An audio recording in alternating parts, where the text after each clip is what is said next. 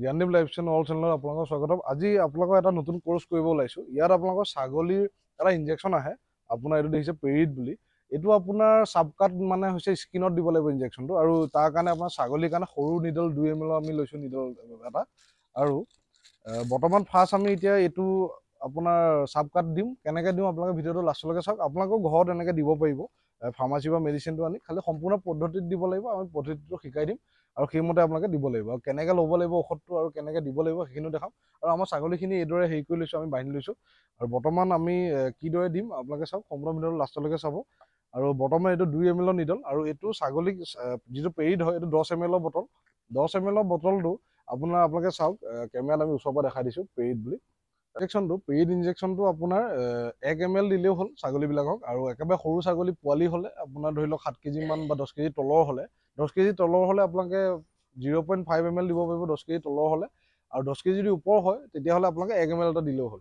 আৰু গৰুৰ ক্ষেত্ৰত আপোনাৰ বেলেগ হ'ব। গৰু যদি 40 কেজি মানৰ হয় তেতিয়া আপোনালোকে 3 ml মান দিব পাৰিব, 60 কেজি মানৰ হ'লে গৰু। বৰ্তমান যে ছাগলী ইনজেকশ্যনটো কৰোঁ আমি, তাৰপিছত আমি গৰুও দেখাম আপোনালোকক। আৰু আহক পেৰিডটো দি লওঁ, তাৰপিছত আমি দিম B12।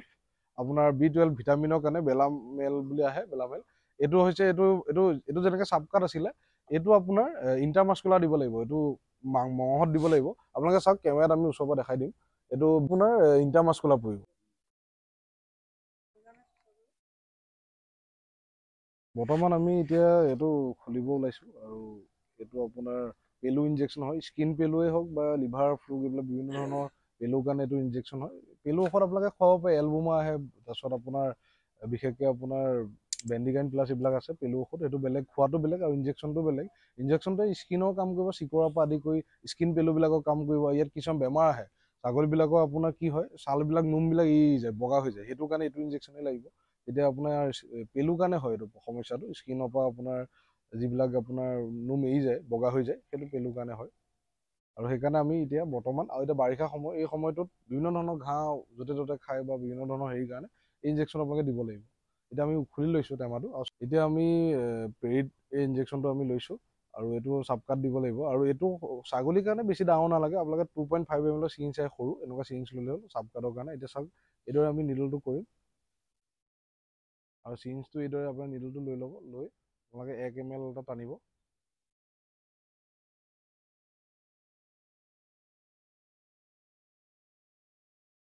বটলটো ওপৰলৈ ল'ব আৰু চিৰিঞ্জৰ নিডলটো তাত ভৰাই পেলাই লাহেকৈ এনেকৈ ৰখি থাকিব।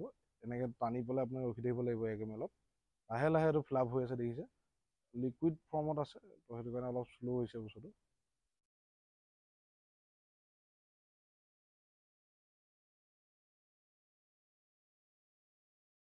এতিয়া ইয়াত এটা লক্ষ্য ৰাখিব, এইটো দেখিছে আপোনালোকে, এইটো এয়াৰ আহিছে, এই এয়াৰটো বন্ধ কৰি দিব লাগিব। সেইকাৰণে লাহে লাহে আপোনালোকে চিৰিঞ্জটো যাতে এয়াৰটো ওলাই যায়, আপোনালোকে চাওক, এইদৰে টকৰিয়াই দিব, যাতে যদি বতাহ থাকে সেই বতাহটোৱে তাত সমস্যা কৰিব ছাগলী। তো সেইটো কাৰণে এইটো আপোনালোকে হেৰি কৰিব, লাহে লাহে দিব, আৰু ষ্টেট ৰাখিব তেতিয়া, যাতে বতাহটো ওপৰলৈ মিডলত আহে, এই চিৰিঞ্জৰ পিনটোৰ তলত যাতে বতাহটো আহে, আৰু টকৰিয়াই দিলে সেই তাত গৈ জমা হয়, আৰু লাহেকৈ আমি চেপি দিম, তেতিয়া ওপৰেদি এয়াৰটো ওলাই আহিব, বাছ।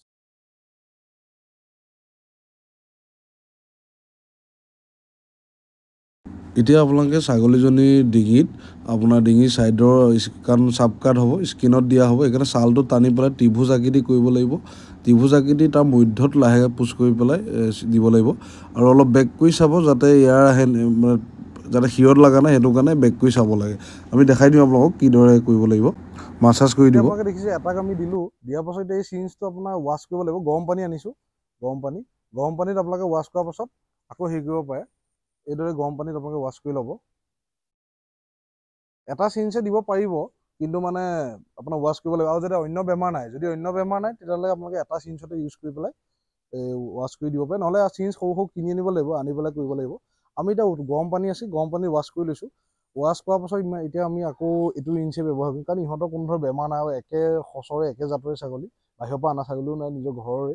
সেইকাৰণে আমি এই চিৰিঞ্জটো ইউজ কৰিছোঁ, আকৌ চেম চিৰিঞ্জে ইউজ কৰিছোঁ। এতিয়া আপোনাৰ এইটো পোৱালি, আপোনাৰ এই পোৱালিটোক আমি 0.5 ml দিম। আৰু আপোনালোকে যদি পাৰে আপোনাৰ ডিঙিত দিব, আৰু কিবা কাৰণে যদি ডিঙিত দিব নোৱাৰে তেতিয়াহ'লে চাওক, আপোনালোকে আমি ক'ত দিম।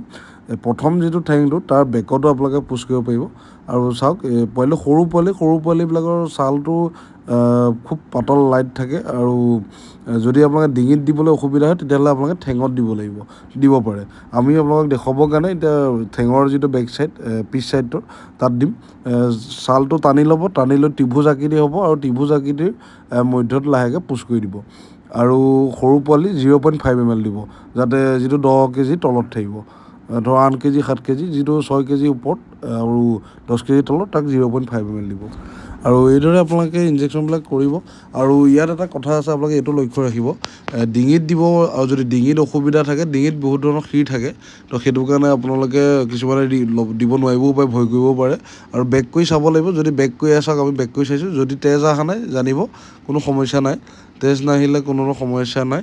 আৰু এইদৰে আপোনালোকে ইনজেকশ্যনবিলাক দিব। আৰু যদি ডিঙিত দিবলৈ অসুবিধা পায় তেতিয়া আপোনালোকে বেক চাইডে, ঠেঙৰ বেক চাইডে পিছ চাইডে দিব। তাত লৰি থাকে, যিমান ভৰিবিলাক ঠেংবিলাক লৰিব সিমান জল্দি সেইটো মেডিচিনখিনি আপোনাৰ স্প্ৰেড হৈ যাব বা বিয়পি যাব।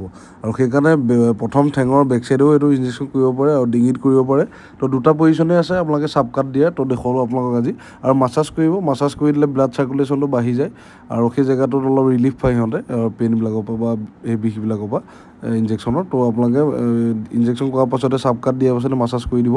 আৰু আপোনালোকে নেক্সট আপোনালোকক আমি যদি ভিডিঅ'টো লাগে আপোনালোকক যিটো B12 যিটো লিভাৰৰ কাৰণে ইনজেকশ্যন আহে, তো সেইটো আমি ইণ্টাৰমাস্কুলাৰ দিম। ইণ্টাৰমাস্কুলাৰ মঙহত কেনেকৈ দিবলগীয়া হয়, তো সেইটো ভিডিঅ' লাগিলে আপোনালোকে আমাৰ এই ভিডিঅ'টোৰ তলত আপোনালোকে কমেণ্ট কৰিব। আৰু যদি আপোনালোকে চাব বিচাৰে আমি নিশ্চয় দেখাম। ধন্যবাদ।